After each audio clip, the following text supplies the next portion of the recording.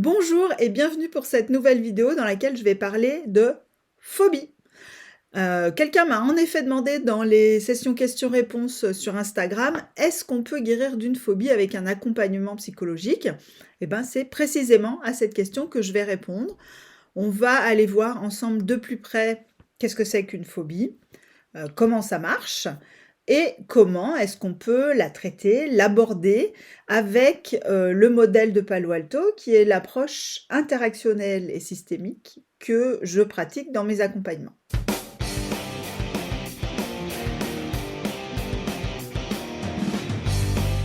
Avant d'aller plus loin, je vais me présenter pour ceux et celles qui ne me connaissent pas encore. Je m'appelle Sandrine Donzel, je suis psychopraticienne, conférencière et autrice du blog Est-ce comme c'est? Alors j'aime bien dire que mon métier consiste essentiellement à décoincer les problèmes émotionnels et ou relationnels dans lesquels on peut se retrouver coincé dans la vie, dans les relations avec ses enfants, son conjoint, au travail, dans la famille ou avec ses émotions. Et la phobie fait partie de ces problèmes émotionnels dans lesquels on peut être coincé. Et pour aider plus largement que par le biais de mes accompagnements, je propose sur le blog et sur la chaîne YouTube de voir justement ces problèmes, ces difficultés émotionnelles et relationnelles par l'autre bout de la lorgnette, ce qui permet souvent déjà de provoquer des changements. Alors je vous refais le allez-y, c'est parti, maintenant on va aller vraiment parler de phobie et de son traitement, et on va voir ça par l'autre bout de la lorgnette. Alors on va commencer par le commencement. C'est quoi une phobie? Alors si on reprend le fameux DSM-5, donc le DSM-5 c'est un manuel sur lequel les psychiatres se mettent d'accord sur les symptômes qui caractérisent telle et telle, pathologie, psychiatrique. Donc voilà les définitions de la définition pardon, de la phobie. Donc il faut qu'il y ait les symptômes suivants: une peur ou une anxiété persistante liée à une situation ou à un objet spécifique. Bon, là-dessus, j'ai rien de particulier à dire.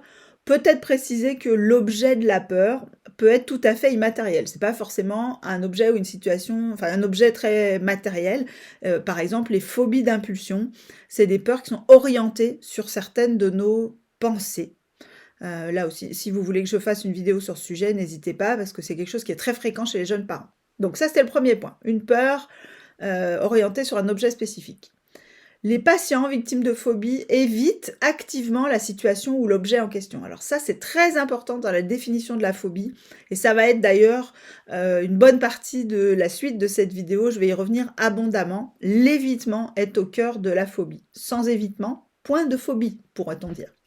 Troisième symptôme, la peur est hors de proportion avec le danger réel en tenant compte des normes socio-culturelles dans lesquelles évolue la personne. Alors ici, attention, ça ne signifie pas qu'on va se sortir d'une phobie en se disant qu'on a tort d'avoir peur, que notre peur est absurde ou je ne sais pas quoi. Ça ne marche pas comme ça. Et c'est même souvent contre-productif de l'aborder de cette manière. Et j'y reviendrai dans la suite de la vidéo, là aussi. Donc on en était au troisième symptôme. Le quatrième symptôme, c'est la peur ou l'anxiété cause une détresse significative qui nuit au fonctionnement social ou professionnel. Alors ici, mon bémol à moi, c'est que ce ne sont pas la peur ou l'anxiété qui causent la détresse. C'est l'impuissance à les réguler. On a essayé de gérer, mais ça ne résout rien. La peur est toujours là, la peur est toujours importante. J'ajoute aussi qu'il n'y a pas que l'impuissance, la détresse, elle est souvent liée au handicap qu'implique la phobie. Donc, pour être plus précise, je dirais pas que c'est la peur et l'anxiété qui causent une détresse, je dirais que, en fait, les comportements, les stratégies mentales mises en place pour gérer la peur, et pas la peur elle-même donc, finissent par prendre tellement de place qu'elles génèrent un handicap social ou professionnel, ou qu'elles suscitent une mise en danger, on y reviendra après. D'ailleurs, c'est au moment où ces stratégies deviennent vraiment trop envahissantes, trop problématiques, que les gens vont venir consulter un intervenant extérieur. Je vais illustrer ça, ce dernier point, avec un exemple de changement de contexte qui a fait passer une phobie de simple difficulté à réel problème qui amène à consulter. Je vais vous parler de Dominique et de sa phobie des souris. Alors, juste une précision, je vais donner plusieurs exemples dans cet article, dans cette vidéo, et ces exemples sont issus des exemples réels issus de ma pratique. Bon. Alors, aussi loin qu'elle se souvienne, notre chère Dominique, elle a eu la phobie des souris, enfin en tout cas elle n'a jamais aimé ça et là elle en est à un stade où elle panique complètement à l'idée de voir une souris. Elle sait, elle se dit en tout cas que c'est absurde, qu'il y a pas de raison d'avoir peur d'une souris, mais c'est plus fort qu'elle. Pendant très longtemps, cette peur très importante ne l'a pas du tout handicapée. Elle croisait une souris tous les 36 du mois, elle se faisait un coup de stress, sur le moment éventuellement et elle passait à autre chose. Mais il y a eu un changement de contexte. Dominique, elle a déménagé. Elle est à la retraite depuis peu. Elle est passée d'un logement neuf en ville à une maison ancienne à la campagne. Et donc là où avant elle n'avait aucune raison de se préoccuper des souris, elle se retrouve maintenant avec une maison dans laquelle visiblement quelques familles de souris ont élu domicile. Et puis, et c'est en grande partie pour ça qu'elle a déménagé, Dominique garde plus souvent sa petite fille, une adorable gamine de 5 ans qui, elle, adore traîner sa mamie à la jardinerie toute proche de chez elle. Et elle y va pour, non pas pour les plantes, mais pour les animaux. Et je vous le donne en mille, évidemment, il y a des souris dans les cages. Donc en fait, la phobie de Dominique ne constituait pas du tout un handicap dans sa vie, un peu un motif de moquerie de ses copines vis-à-vis d'elle, mais ça s'arrêtait là. Et les choses ont changé. Et maintenant, Dominique, elle se retrouve handicapée par sa peur, parce que ça la limite dans son quotidien, elle stresse quand elle rentre chez elle, ça l'empêche de faire des choses avec sa petite fille. Donc, c'est là où ça devient un motif de consultation. Donc, le point à retenir juste de cet exemple rapidement, c'est qu'avoir une peur importante, même panique, c'est pas forcément un problème. Ça ne le devient que si ça restreint trop votre vie ou si ça vous met en danger. Alors, par mettre en danger, je peux donner quelques exemples. Ça peut vous conduire, par exemple, si vous avez une peur panique des chiens ou des pigeons et que vous vous mettez à traverser la rue sans regarder tellement vous êtes en stress quand vous en voyez un de loin, ça vous met en danger. Les phobies médicales, ça peut vous mettre en danger parce qu'alors vous n'allez pas aller consulter un médecin ou faire les examens qui seraient pourtant nécessaires et vous allez vous retrouver avec vous risquez de vous retrouver avec des problèmes plus graves par la suite. Les phobies administratives, ça existe, qui vous amènent à repousser encore et encore le traitement de vos papiers, de vos documents, de vos impôts ou que sais-je encore, ça peut vous amener de graves ennuis financiers. Donc là, quand il y a un risque à continuer d'éviter, on va voir que c'est ça le problème, c'est là que, en général, il faut aller voir quelqu'un pour vous faire aider. Alors là, on a vu ce que c'était que la phobie, donc on a vu les symptômes, la peur importante sur un objet ou une situation spécifique, le fait qu'il y a un évitement actif, et on verra que cet évitement peut prendre plusieurs formes, le fait que la peur semble hors de proportion par rapport aux normes socioculturelles dans lesquelles on vit, et le fait que les conduites d'évitement créent un handicap et une sensation d'impuissance et donc de la détresse. Bon, maintenant on va parler de la phobie, ça vient d'où? En général, au départ de la phobie, il y a un événement aversif. Alors ici, je précise bien, je dis bien aversif, je ne dis pas traumatisant ou grave. Un simple événement du quotidien qui génère un sentiment désagréable peut suffire à déclencher une phobie. Par exemple, les petits-enfants peuvent avoir peur de faire caca et développer presque, effectivement pas presque, mais une phobie de faire caca, juste parce qu'ils ont eu mal lors d'un épisode de constipation et que ça a entraîné l'évitement et avec tout son lot de conséquences qu'on verra après. Donc c'est l'exemple de vraiment un événement anodin, désagréable mais anodin. Il arrive que l'événement déclencheur soit plus clairement identifiable, mais en tout cas dans mon expérience, ça n'est pas souvent le cas. Parce que moi, je traite plutôt des phobies qui vont porter sur des choses vraiment toutes simples, des pensées, la phobie de son propre stress, j'en reparlerai plus loin, la phobie d'objets qu'on croise tous les jours, les souris, les pigeons, les choses comme ça, qui sont pas forcément des choses très dangereuses en soi. Alors en fait, qu'est-ce qui se passe? Je reviens sur comment ça naît une phobie. La sensation désagréable qu'on ressent à ce moment-là, elle entraîne une réaction d'évitement. Cet évitement s'accompagne d'un soulagement immédiat de la sensation désagréable. Et ça installe ici un apprentissage qui va nous inciter à reproduire l'évitement pour obtenir cette sensation de soulagement. Alors attention, ça ne veut pas dire qu'il ne faut jamais éviter ou que l'évitement est problématique en soi. En fait, l'évitement, il est adapté dans, à mon avis, 2 cas de figure. Le premier, c'est si c'est un danger ponctuel qu'on ne recroisera jamais de sa vie, bah, on peut très bien éviter, ça ne posera aucun problème. Et puis pourquoi se mettre en danger dans ces cas-là? Je vous le demande. Mais bon. Et le deuxième cas où l'évitement peut être utile, c'est quand on n'a pas les ressources pour affronter les risques liés à la situation qu'on doit affronter. Dans ce cas-là, il vaut mieux éviter le temps de les acquérir, sinon on se met inutilement en danger. Et en fait, ça c'est particulièrement vrai quand on sait que le danger en question, le risque en question, le désagrément en question va se reproduire régulièrement. Et la plupart du temps, les phobies, ça concerne ce deuxième cas. On est face à un risque qui se reproduit, qui se représente et qu'on n'a aucun moyen d'éviter totalement.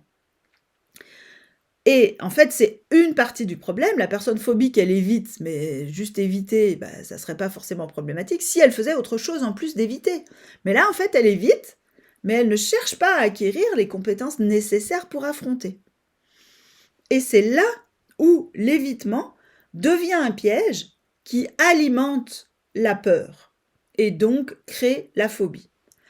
Donc je vais parler maintenant de ce cercle vicieux de l'évitement. Si vous me suivez déjà depuis longtemps, vous m'avez probablement déjà entendu parler des inconvénients de l'évitement.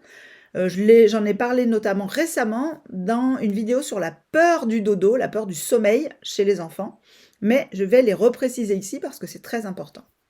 On a vu que l'évitement, il procure un soulagement immédiat, mais il a des gros inconvénients. Premier inconvénient, l'évitement envoie un message dévalorisant. Ça dit « tu n'es pas capable de gérer ». Donc, ça n'aide pas à chercher des ressources plus efficaces parce que ça dévalorise, c'est « ah là là, je suis nul » et ça n'aide pas. Deuxième effet nocif de l'évitement, il va renforcer la peur. Alors ça s'explique par le fait que notre cerveau a besoin, d'une certaine manière, de penser qu'on est une personne à peu près logique et cohérente et qu'on ne prend pas des décisions complètement absurdes. Alors, quand on évite, il y a une partie de nous qui se dit qu'on l'a fait pour de bonnes raisons. Sous-entendu, si on a évité, c'est que ça devait être vraiment dangereux, sinon on n'aurait pas évité. C'est ça qui fait que, puisque on a évité parce que c'était dangereux, il faut être sûr d'avoir peur la prochaine fois pour être sûr de se protéger. Autrement dit, éviter renforce la peur. Et là, c'est là que le cercle vicieux est en place. Plus j'évite, plus j'ai peur, plus j'ai peur, plus j'évite. Donc là, on retrouve le fameux « le problème, c'est la solution » de Paul Václavic. La stratégie d'évitement, qui est ce qu'on a mis en place pour gérer notre peur, devient ce qui entretient la peur et même l'augmente. Et c'est ce qu'on constate à chaque fois qu'on est dans un problème de type phobie. Chaque fois que la personne est confrontée, même seulement en penser à l'objet de sa phobie, elle commence à ressentir les signaux physiques de la peur. Elle commence à stresser. Et elle commence à mettre en œuvre la stratégie d'évitement qui l'a soulagée précédemment. Et hop, on est rentré dans le cercle vicieux. Il n'y a même plus besoin d'être confronté à la peur pour mettre en œuvre l'évitement. Alors ici, je voudrais préciser qu'il y a plusieurs formes d'évitement. Le premier évitement, c'est de l'évitement direct. On va éviter toutes les situations où on pourrait se trouver en présence de l'objet de la peur. On va même éviter de penser à l'objet de cette peur. On va éviter de penser à l'idée que peut-être éventuellement on va y être confronté. Il y a une autre forme d'évitement qui est souvent présente, c'est l'évitement par le contrôle. On va anticiper et contrôler le plus possible l'environnement pour diminuer, dans l'idée de diminuer le nombre de fois où on va être confronté à l'objet de la peur. Alors, par exemple, les laxophobes, les gens qui ont peur de se faire caca dessus, j'en ai déjà vu plusieurs fois dans mon bureau, ils vont souvent privilégier les aliments constipants, éviter les aliments qui ont trop de fibres. Les hémétophobes, donc les gens qui ont peur de vomir, qui ont la phobie de vomir, ils vont souvent se laver les mains de manière compulsive, ils vont être un peu des maniaques de l'hygiène pour diminuer les risques d'attraper une gastro. Les phobiques des ponts, des tunnels vont passer un temps fou à planifier leur sortie, à savoir par où ils peuvent passer pour ne pas passer sur un pont ou sous un tunnel. Dans les phobies d'impulsion dont je parlais au début, les gens passent un temps fou à surveiller leurs propres pensées, à essayer de contrôler ce qu'ils peuvent penser. Alors là, dans la phobie d'impulsion particulièrement, on est mal parce que des pensées bizarres, il nous en passe plein par la tête et que c'est impossible de s'empêcher de penser. Donc c'est particulièrement stressant. Donc ça, c'est les 2 premières formes d'évitement, évitement direct, évitement par le contrôle. Et il y a une dernière forme d'évitement qui est d'évitement par l'aide. Quand éviter vraiment n'est pas possible, la personne phobique va se faire aider et accompagner par une tierce personne. Et cet évitement par l'aide, c'est aussi une forme d'évitement qui en plus est difficile à gérer parce que l'aide envoie un premier message qui est regarde, c'est super, il y a des gens qui sont là pour toi. Puis un deuxième message qui est t'es vraiment nul, tu sais pas gérer tout seul. Et donc l'évitement par l'aide, même si ça peut être une première étape pour se sortir d'un évitement total, notamment avec les enfants, n'est pas non plus une bonne solution. À un moment donné, il faut se passer de cette aide. Donc bref, vous l'aurez compris, ce qui caractérise la phobie, c'est l'évitement. Et c'est l'évitement qui crée le handicap. Ça, vous l'avez compris aussi, toutes les stratégies d'évitement physiques, comme se laver les mains, faire un trajet plus long, etc., etc., ou psychiques, essayer de contrôler des pensées, réfléchir à comment on va faire, etc., ça prend un temps fou et une énergie de dingue, et c'est là qu'est le handicap. Bon, maintenant que j'ai bien fait le portrait de la phobie, voyons comment on fait pour guérir d'une phobie, ou en tout cas pour la rendre moins handicapante. Vous l'aurez compris, il va falloir arrêter d'éviter. Donc plus précisément, on va arrêter d'éviter et ça va cesser l'amplification de la peur et du coup la désescalader, au moins dans une certaine mesure. Pour certaines personnes, la peur va disparaître complètement, on peut appeler ça guérir d'une phobie. Pour d'autres, la peur reste présente, mais elle ne devient plus un handicap, tout au plus une gêne, mais qui est supportable. Donc, je ne sais pas si dans ces cas-là, on peut dire qu'on a guéri de la phobie, mais en tout cas, on a réduit le handicap. Et c'est l'objectif, réduire la souffrance et le handicap que ça génère. Alors, évidemment, arrêter d'éviter, c'est plus facile à dire qu'à faire, faute de quoi la phobie ne serait plus un problème pour personne. Donc, voilà les différentes étapes que j'utilise moi pour aborder une phobie avec l'approche de Palo Alto. La première étape, c'est déjà de prendre conscience des stratégies qu'on a mises en place pour réguler sa peur et de leur effet. Tant que la personne phobique croit que l'évitement la protège, elle aura du mal à être motivée pour faire quelque chose d'autre qui va lui demander beaucoup de courage et qui consiste à arrêter d'éviter. Si vous êtes phobique, et si mes explications sur le cercle vicieux de l'évitement n'ont pas été suffisamment convaincantes, je vous invite donc à vous poser les questions suivantes. Quand j'évite, quels effets je peux observer sur ma peur à court terme, à moyen terme? Est-ce que je me sens plus capable d'affronter, de commencer à affronter, ou au contraire, ça ne change rien, voire ça empire ma peur et ça la rend plus problématique? C'est les questions qu'il faut se poser. Vous pouvez aussi vous demander, tiens, effectivement, est-ce que moi j'évite? Qu'est-ce que j'évite? Comment je m'y prends? En repensant aux différentes stratégies que j'ai mentionnées tout à l'heure. Si vous êtes un parent qui veut aider un enfant à affronter une peur ou ses peurs plus vagues, prenez bien ce temps pour l'aider à identifier comment il réagit à sa peur et qu'est-ce qu'il fait et quel effet ça a sur sa peur. Et c'est là où parfois il est nécessaire d'être patient et ce n'est jamais du temps perdu. Au contraire, on ira d'autant plus vite après que l'enfant ou la personne concernée aura bien constaté par lui-même que ce qu'il fait, ça ne fonctionne pas et qu'il se sera dit, oui, là, il faut que je fasse autre chose. Donc ça, c'était la première étape qui est de prendre le temps de bien constater qu'effectivement, on est en train d'éviter et que éviter ne nous aide pas. Deuxième étape, préciser le danger. À force d'éviter, on en arrive à une espèce de peur floue, un peu indistincte, et je vais l'illustrer après avec 2 exemples bien concrets. Mais le problème, c'est qu'une peur floue est bien plus effrayante qu'une peur précise. Parce que ça paraît un peu irrationnel, un peu absurde, on ne comprend pas de quoi on a peur. Ça rajoute de l'angoisse sur sa santé mentale. Pourquoi j'ai peur alors que j'aurais pas de raison d'avoir peur? Et en plus, c'est pas possible de trouver des ressources pour affronter un danger qu'on n'a pas clairement identifié.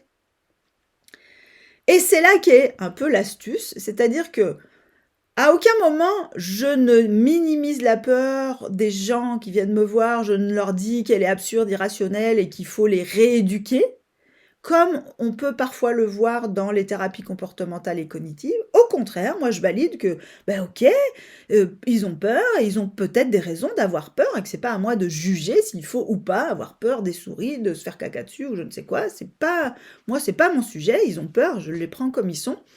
Mais que pour développer des ressources s'ils veulent sortir de l'évitement, il va falloir qu'ils précisent le danger. Et donc l'astuce, elle est là. Pour préciser le danger, il faut s'intéresser au sujet de sa peur et donc sortir de l'évitement. Arrêter de vouloir ne pas y penser, ne pas y être confronté. Il va falloir aller se dire, au moins en penser, ok, je vais aller regarder quel est le danger réel, le ramener à quelque chose face à quoi je peux prévoir des ressources. Minimiser la peur, ça serait envoyer un message dévalorisant. Tu vraiment un foutu de distinguer ce qui est vraiment inquiétant de ce qui ne l'est pas, ce qui est quand même angoissant et ce qui est pas très sympathique. C'est d'autant plus important de faire ça que généralement les personnes phobiques ont déjà tendance à se dire qu'elles n'ont aucune raison d'avoir peur et qu'elles se dévalorisent déjà toutes seules. Donc c'est pas la peine d'en rajouter une couche. Bref. Donc on a ces 2 premières étapes, je les rementionne. Bien constater par soi-même quelles sont les stratégies qu'on met en place pour gérer sa peur et notamment voir qu'on évite, voir les effets. Et deuxièmement, se dire, bah ok, si je veux sortir de l'évitement, il faut que je circonscrive le danger pour savoir à quoi je vais faire face, qu'est-ce que je dois préparer comme ressources pour pouvoir y faire face. Donc là, on commence déjà à diminuer la peur parce qu'on est sorti de l'évitement. Et évidemment, la troisième et dernière étape, ça va être d'affronter plus directement l'objet de sa peur. On ne se jette pas dans le vide sans autre forme de procès, comme on pouvait le faire dans les années 70 ou 80 avec les enfants qui avaient peur de l'eau, qu'on balançait à la flotte et démerde-toi pour revenir au bord, qui à mon avis ne fait que créer de la panique supplémentaire. Mais on va y aller en pensée déjà, par petits bouts, jusqu'à ce que ça devienne insupportable et là on arrête, on passe à autre chose et on y revient régulièrement. Une forme de désensibilisation, d'une certaine manière, qui va contribuer à finir de désescalader la peur. Alors pour illustrer vraiment plus concrètement ces différentes étapes, j'ai choisi de vous donner 2 exemples issus de ma pratique. On va revenir avec Dominique et sa phobie des souris, dont je vous ai déjà parlé au début de cette vidéo, et avec Martin, 10 ans. Alors, on va commencer avec Dominique et je vais déjà vous donner ses stratégies d'évitement. Alors, elle a vu une souris traverser sa cuisine, elle était tellement en panique qu'elle a grimpé sur une chaise et là, elle était coincée, elle n'osait plus descendre, il a fallu qu'elle appelle une amie pour l'aider à descendre de sa chaise sur laquelle elle était perchée. Donc elle avait un peu honte quand même, mais donc on voit qu'il y a évitement par l'aide et évitement tout court, au secours, surtout pas de souris dans ma maison. Qu'est-ce qu'elle avait d'autre comme stratégie? Ah oui, alors donc elle a plein des tas de stratégies manipulatoires avec sa petite fille pour éviter d'aller à la jardinerie et de se retrouver face aux souris, même si elles sont dans leur cage.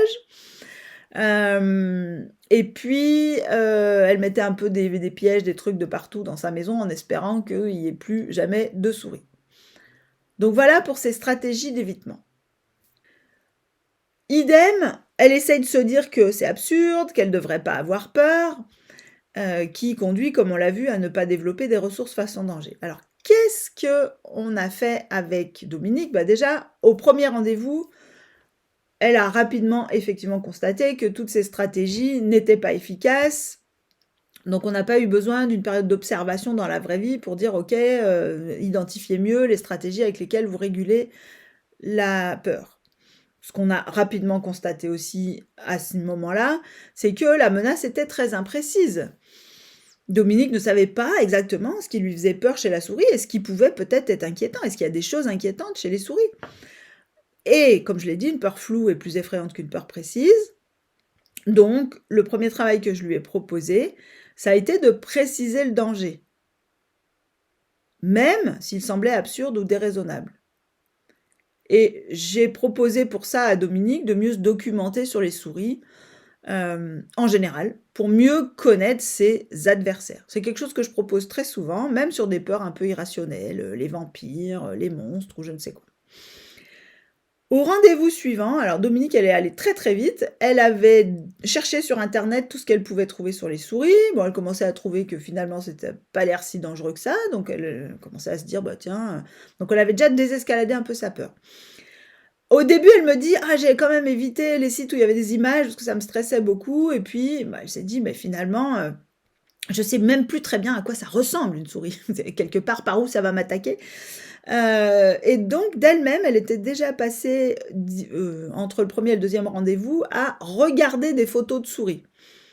Et elle a été elle-même surprise de finalement trouver ça plutôt pas trop moche, voire même plutôt mignon. Donc après le deuxième rendez-vous, je l'ai incitée à continuer à se documenter sur les souris. Et là aussi, entre le deuxième et le troisième rendez-vous, elle s'est dit, bah maintenant que je suis à l'aise avec les photos, allez, un jour je tente l'animalerie pour les voir en vrai. Au pire, je reste loin, je m'approche pas, je vois ce qui se passe. Et donc, ça veut dire qu'au bout, et elle a pu rentrer dans l'animalerie, elle a pu s'approcher des cages et les regarder de relativement près et se sentir assez à l'aise. Donc, on peut dire que après, en 3 rendez-vous et quelques semaines, Dominique, elle se considère vraiment comme guérie de sa phobie. Elle n'a vraiment plus peur des souris du tout. Bon, elle ira sans doute pas jusqu'à en avoir pour animal de compagnie, mais bon, s'il y en a une dans sa maison, elle va pas partir en courant ou grimper sur sa chaise comme elle l'a fait, et voilà, ça la dérange pas plus que ça. Donc ça, c'est un premier exemple. Et vous voyez qu'il y a les différentes étapes dont j'ai parlé, les différentes stratégies d'évitement. Maintenant, on va parler de Martin. Martin, il a 10 ans, il a peur de rester seul à l'étage dans sa maison, notamment le soir au coucher. Et donc voilà ce que fait Martin. Quand il entend un bruit, un craquement, ça le fait stresser. Et il me dit, je panique, en fait, je me mets sous la couette, je me dis, ah, j'essaye de me boucher les oreilles, donc conduite d'évitement, je ne veux pas entendre ce que j'entends. Je me dis, oh là là, c'est horrible, mais sûrement je me trompe, ça peut pas être quelque chose de dangereux puisque tout le monde me dit que c'est pas possible. Donc il y a une espèce de mélange entre j'ai peur mais je dois pas avoir peur, j'ai peur mais je dois pas avoir peur. Donc presque il faudrait éviter d'avoir peur. Euh, et qu'est-ce qu'il fait aussi? Bah évidemment, comme beaucoup d'enfants, il demande à ses parents de rester avec lui. Des fois, il évite même de monter en journée s'il n'y a pas quelqu'un en haut. Et bon, pour ses parents, ça devient aussi handicapant parce que ça veut dire que le soir, ils ne peuvent plus faire leur vie, ils sont obligés de passer leur soirée dans leur chambre en haut, au moins un des parents, parce que sinon, leur enfant n'arrive pas à s'endormir, n'arrive pas à se coucher. Donc là aussi, premier travail, constater que ces stratégies d'évitement ne fonctionnaient pas. Ensuite, préciser le danger. Et surtout, créer de la nuance, et vous allez voir que c'est assez astucieux. Donc en séance, voilà ce que ça fait. Ok, t'entends un bruit, tu paniques. Mais est-ce que tous les bruits signalent un danger et puis ou pas? Et en fait, en réfléchissant sur cette question, ça a permis à Martin de réduire le nombre de bruits potentiellement stressants. En fait, il y avait surtout ceux qui venaient d'une trappe, qui donnaient sur le grenier, qui étaient effrayants pour lui. Les autres bruits ne lui faisaient pas peur.